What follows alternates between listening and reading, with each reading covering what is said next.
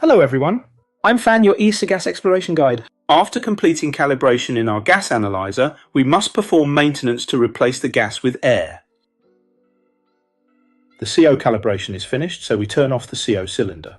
We must replace the CO in the gas analyzer with air for maintenance. Next, we press the 0 button.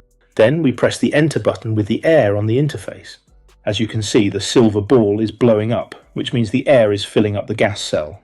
The reason for doing this is to protect the oxygen sensor and the air chamber. At the same time, after the silver ball rises, we don't need to press Enter, because our only goal is to make the ball rise and let the pump blow. After it blows at least 3 minutes, we can press the ESC button. Our calibration can only protect it in this way in the lab. However, if the gas analyzer do calibration on site, we will equip the Flue gas analyzer with a complete system so that the whole maintenance process would be easier. After complete the calibration, the pump in the system will keep pumping air into the gas chamber to displace the remaining gas. Let's come back to the lab condition. Now we can see the interface and we press ESC button. The silver ball falls and the maintenance process is finished. I appreciate your patience. You have completed the calibration procedure. If you have questions, comment and contact us for more information.